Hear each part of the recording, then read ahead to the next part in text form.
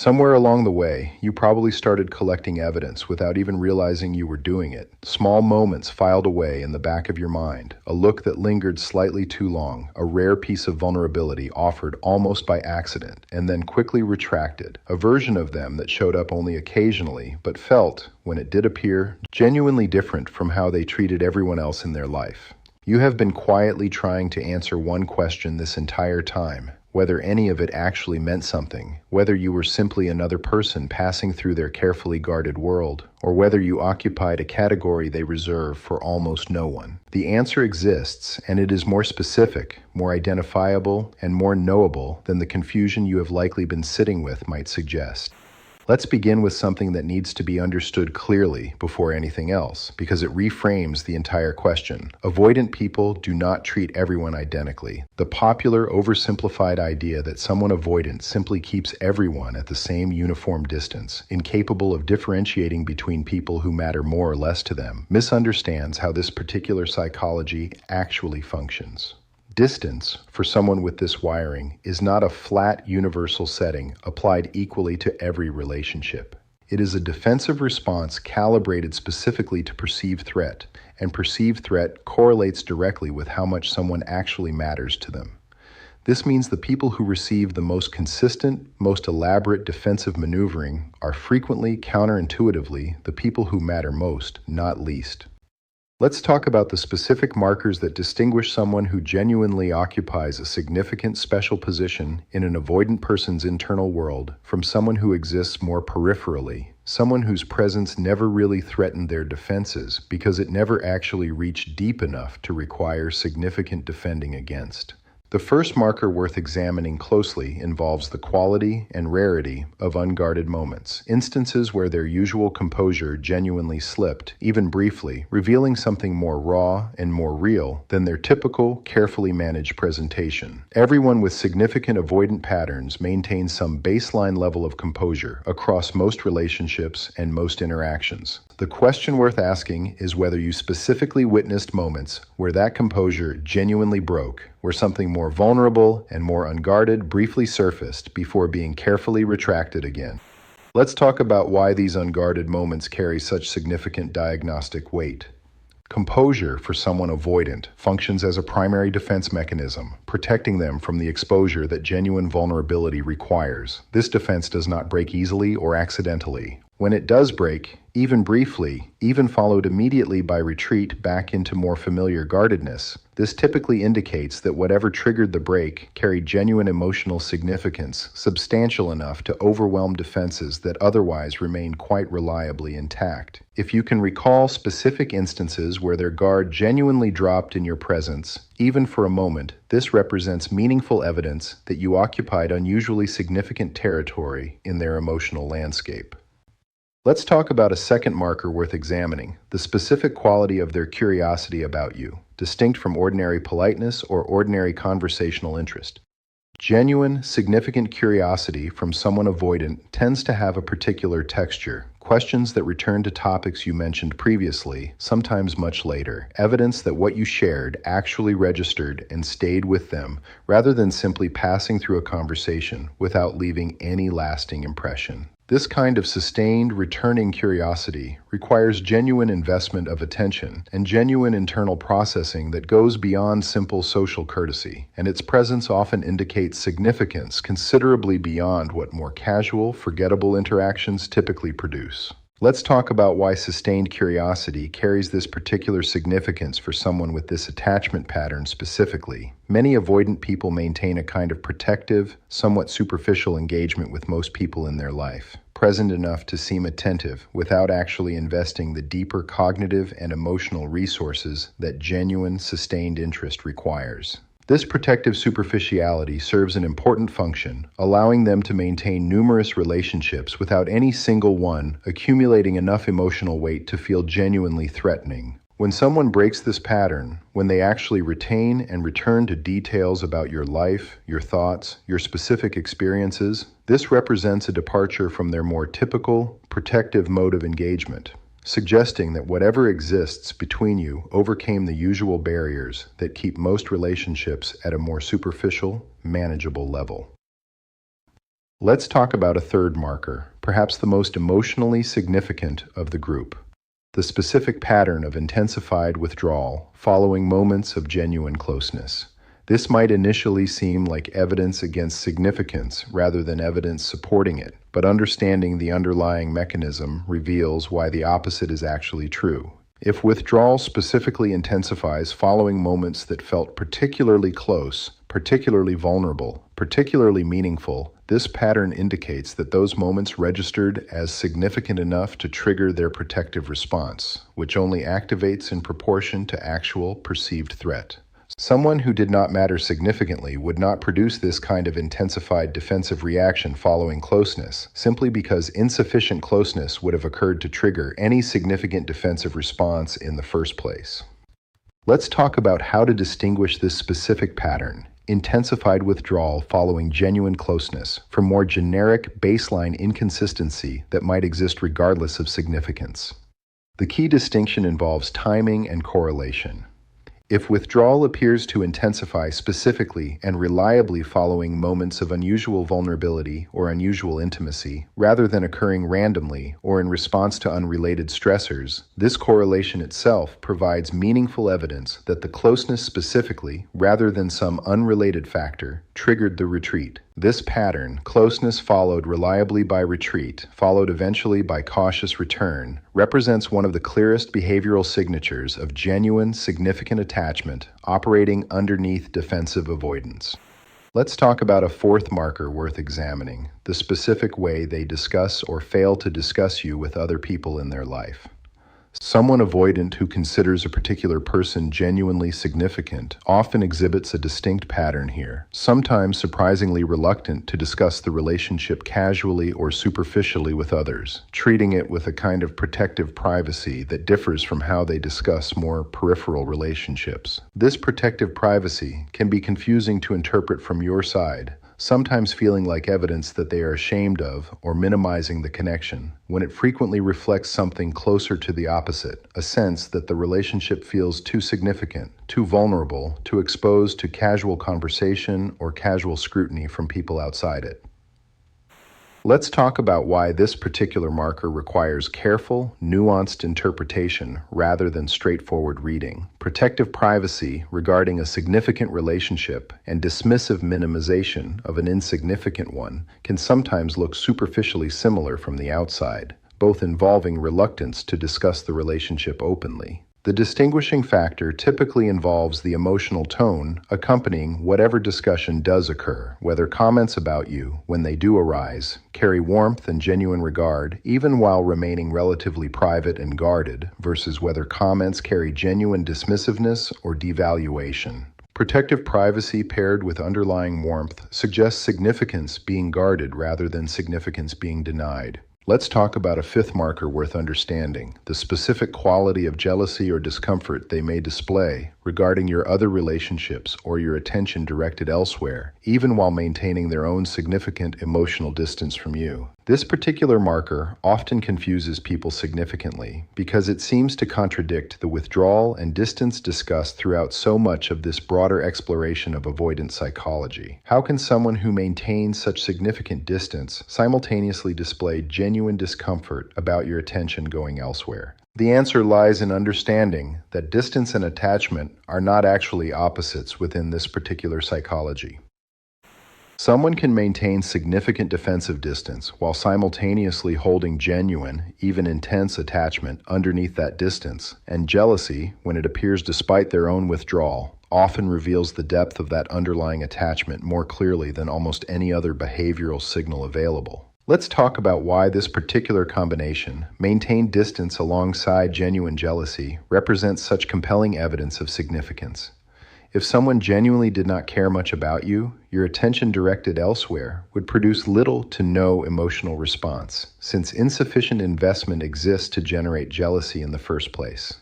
The presence of genuine discomfort or jealousy, even displayed reluctantly, even quickly minimized or explained away once noticed, indicates that your attention and your presence matter to them considerably more than their own behavior typically reveals directly. Let's talk about a sixth marker worth considering, the specific pattern of returning after periods of complete withdrawal, distinct from simply intermittent casual contact that might occur regardless of significance. If someone withdraws completely, sometimes for extended periods, and then genuinely, repeatedly returns, rather than allowing the relationship to fully dissolve into nothing, this pattern of persistent return, despite genuine, significant withdrawal, often indicates something considerably stronger than casual interest. Casual, low-significance connections tend to fade naturally once withdrawal occurs, requiring little active effort to simply let them end. Connections carrying genuine significance often resist this natural fading, producing repeated cycles of return, precisely because something continues pulling them back, despite their own defensive instincts working actively against that pull. Let's talk about something important regarding how to hold all of these markers together, because no single marker on its own provides completely reliable evidence, but their cumulative presence across multiple categories offers considerably more confidence than any single signal examined in isolation. If you find yourself able to identify genuine evidence across several of these markers, unguarded moments, sustained curiosity, intensified withdrawal following closeness, protective privacy, jealousy despite distance, and persistent return after withdrawal, this cumulative pattern offers meaningful, cross-validated evidence that you likely occupied genuinely significant territory in their emotional world, considerably more reliable than relying on any single behavior in isolation. Let's talk about something crucial regarding what this understanding should and should not mean for your own choices moving forward. Because recognizing genuine significance does not automatically translate into a recommendation about how you should respond to it. Being genuinely special to someone avoidant does not guarantee that they will ever develop the capacity to express that significance consistently, reliably, or in ways that actually meet your needs for a healthy, sustainable relationship. Significance and capacity for healthy relationship remain genuinely separate dimensions, and confirming the former does not automatically confirm the latter. Let's talk about why this distinction matters so significantly for protecting your own well-being moving forward. It would be tempting, upon recognizing genuine evidence that you matter significantly to them, to conclude that this recognition alone justifies continued investment, continued patience, continued tolerance of inconsistency, on the theory that genuine significance must eventually translate into genuine, consistent presence if you simply wait long enough or love hard enough. This conclusion, however emotionally compelling, does not actually follow logically from the evidence discussed throughout this exploration. Someone can hold you as genuinely significant, even as genuinely special, while remaining permanently unable or unwilling to develop the internal capacity required to show up for that significance consistently and healthily. Significance alone, without accompanying growth and accompanying demonstrated capacity for change, does not constitute sufficient grounds for indefinite patience or indefinite tolerance of a relationship that fails to meet your genuine needs. Let's talk about what genuine value this understanding actually offers you, distinct from any implied recommendation to wait or hope indefinitely. This understanding offers you something considerably more valuable than false hope, accurate self-knowledge, freedom from the corrosive ongoing uncertainty about whether you were ever genuinely valued at all. So much unnecessary suffering throughout relationships with significant avoidant patterns stems not simply from the relationship's actual difficulties, but from ongoing uncertainty about whether any of it meant anything genuine in the first place, whether your own perception of connection and significance was accurate, or simply wishful projection onto someone who never actually cared as deeply as you hoped. Recognizing genuine evidence of significance, regardless of whether it ever translates into a sustainable, healthy relationship, offers you the considerable relief of accurate understanding, protecting your own sense of reality and your own trust in your own perception, separate entirely from whatever practical decisions you eventually make about the relationship itself. Let's talk about something worth exploring regarding how this recognition might inform, rather than dictate, your eventual decisions about the relationship's future. Knowing that you genuinely mattered, genuinely occupied special territory in their emotional world can coexist entirely with a clear-eyed decision that this relationship, as it has actually functioned in practice, does not serve your well-being sufficiently to continue investing in its current form. These are not contradictory positions. You can hold genuine confidence that you were significant to them while simultaneously requiring, for your own sake, considerably more consistency, more accountability, and more demonstrated capacity for healthy intimacy than they have thus far provided, regardless of how genuine their underlying feeling toward you might actually be. Let's talk about something worth considering regarding how this understanding might shape any eventual conversation you have with them directly, should circumstances ever call for that kind of direct conversation. Understanding that you likely occupy genuine significance in their emotional world can inform how you approach discussing the relationship's difficulties, allowing you to communicate from a place of confidence rather than uncertainty, naming clearly that you recognize the connection mattered to both of you, while still requiring clarity about whether they are capable of translating that significance into the kind of consistent presence a healthy relationship actually requires. This confidence, grounded in accurate recognition of your own value within the relationship rather than uncertain hope about it, tends to produce considerably more productive conversation than approaching the same discussion from a place of ongoing doubt about whether you ever mattered at all. Let's talk finally about what this entire exploration ultimately offers you, beyond simply satisfying curiosity about where you stood in someone else's complicated internal world. It offers you a foundation of accurate self-perception from which to make genuinely informed decisions, rather than decisions clouded by uncertainty about your own value or your own significance within a relationship that often communicated its depth inconsistently, indirectly, and imperfectly. Whatever you ultimately decide to do with this understanding, whether you choose continued patience in hopes of eventual growth, whether you choose to release the relationship entirely, or whether you find yourself somewhere genuinely in between these positions, you deserve to make that decision from a place of clarity rather than confusion, confidence rather than doubt, an accurate understanding rather than the corrosive uncertainty that so often accompanies loving someone whose defenses made their genuine feelings so difficult to read clearly throughout the time you spent together. Let's talk about additional markers worth examining, because the 6 discussed so far represent only part of a considerably fuller picture available to you if you look closely enough at the actual texture of what existed between you. Consider the specific way they remembered small, seemingly insignificant details about your preferences, your habits, the particular way you take your coffee, the specific thing that always makes you laugh, the exact phrase you use when you are stressed versus when you are genuinely upset. This kind of granular, detailed memory requires sustained attention that goes well beyond ordinary social awareness, and its presence, particularly when it persists even during periods of apparent distance or withdrawal, offers meaningful evidence that their attention toward you operated on a considerably deeper level than their more guarded surface behavior might have suggested. Consider, too, the specific quality of physical touch or physical presence they offered, distinct from purely verbal or purely intellectual connection.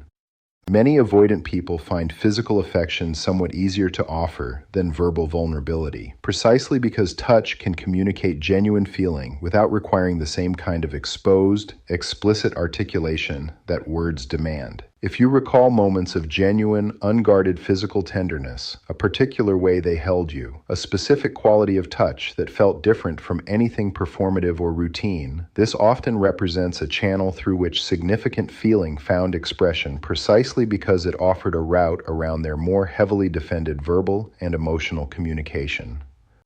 Consider a marker worth examining closely: the specific instances where they defended or protected you, whether in conversation with others, in practical circumstances, or simply in small moments where your comfort or your safety took visible priority over their own convenience.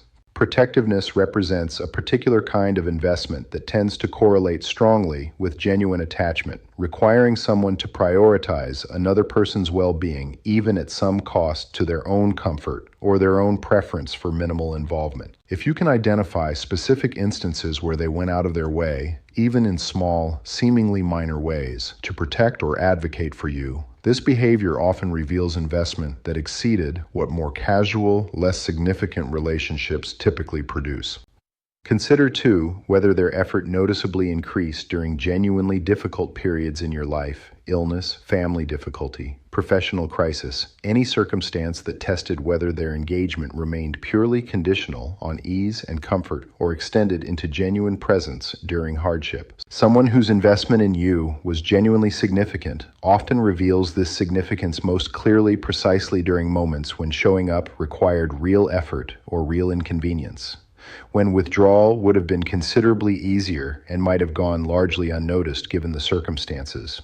If you can recall specific instances where they showed up meaningfully during your own difficult periods, despite their general pattern of maintaining distance, this represents evidence worth weighing seriously alongside everything else discussed throughout this exploration.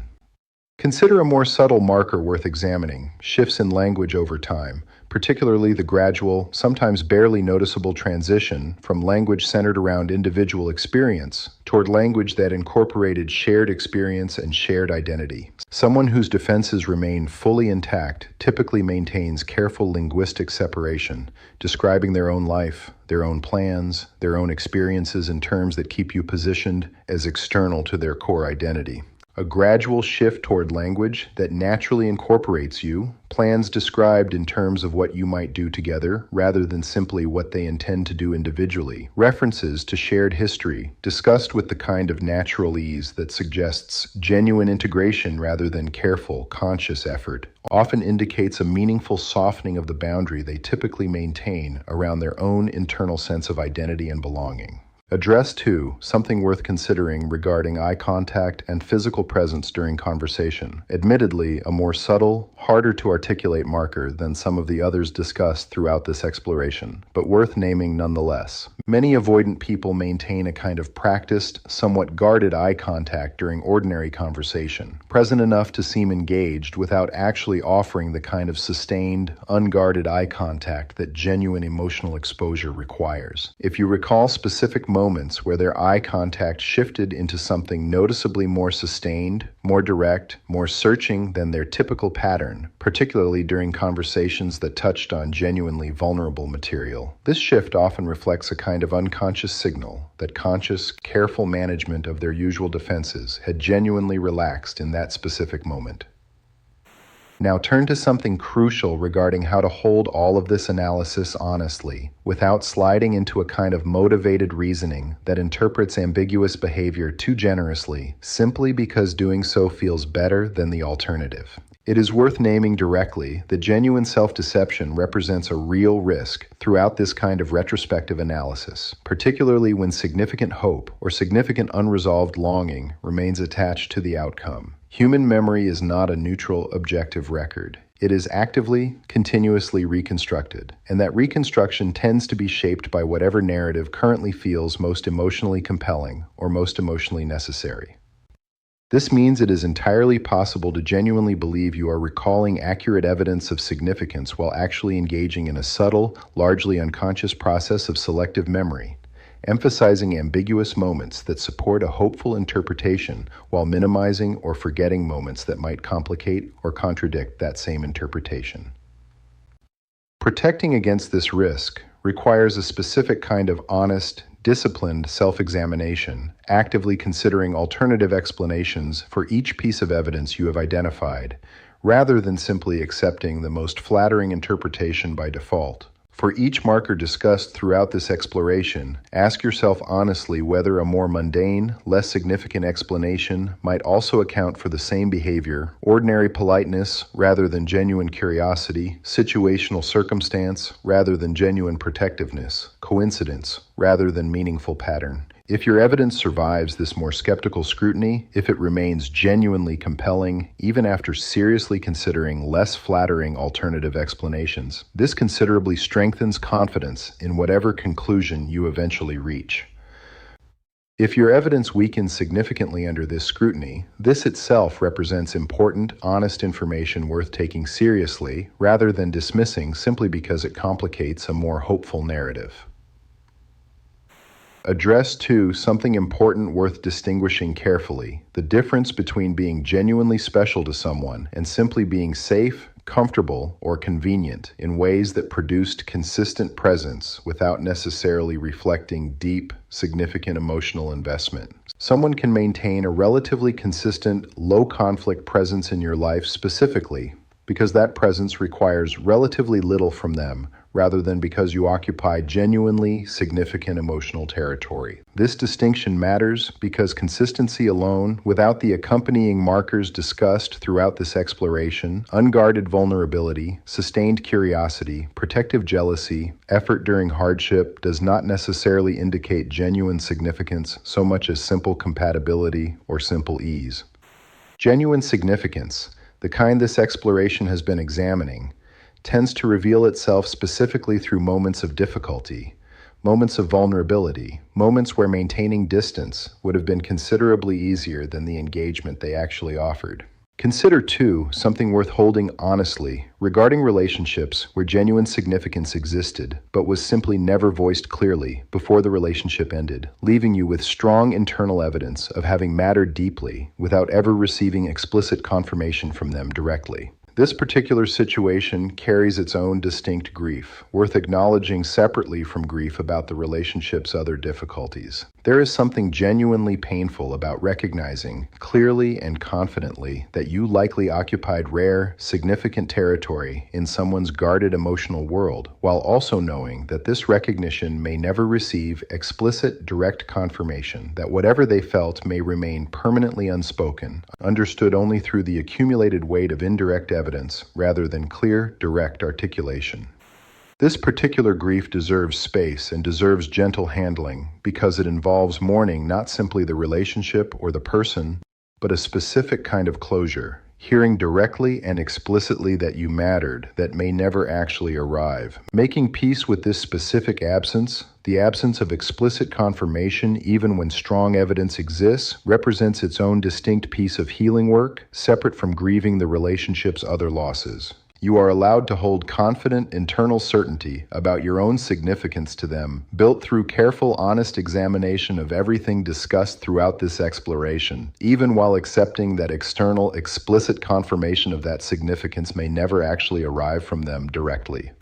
Let's talk about something important regarding how you use this understanding moving forward, specifically distinguishing between using it as a foundation for closure versus using it as justification for reopening a door that has already, for good reason, been closed. This understanding serves you best when it functions as closure, allowing you to release the relationship with confidence rather than lingering uncertainty about whether you ever truly mattered, rather than functioning as motivation to reopen contact or reconsider a decision that was made for entirely valid, separate reasons regarding the relationship's actual health and sustainability.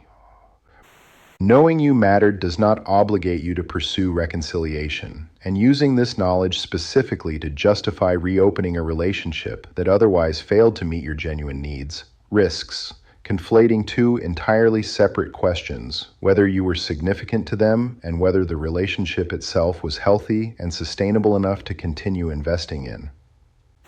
Address 2, something worth naming directly for anyone currently worried they have gotten this entirely wrong, worried that everything discussed throughout this exploration represents wishful projection rather than accurate perception. This fear itself deserves gentle, direct acknowledgement. If you find yourself genuinely uncertain, genuinely unable to identify confident evidence across multiple markers, even after honest, skeptical examination, this uncertainty is worth respecting rather than overriding through forced optimism. Not every relationship involving someone avoidant involved genuine, significant attachment underneath the distance.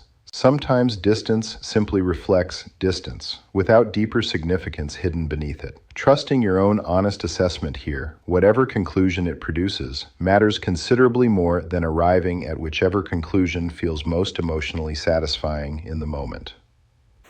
Consider, too, something worth offering yourself regardless of whatever conclusion this analysis ultimately produces. Genuine self-compassion for having remained invested in a relationship that required this much careful, retrospective analysis, simply to understand whether you were genuinely valued.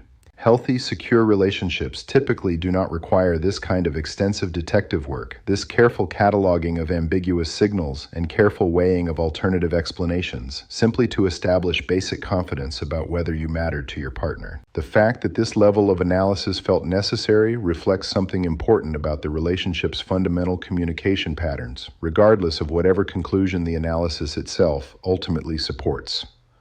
Offering yourself compassion for having navigated a relationship that required this much interpretive labor, rather than criticism for having needed to do this work at all, represents an important piece of self-kindness worth extending to yourself throughout this entire process. Address.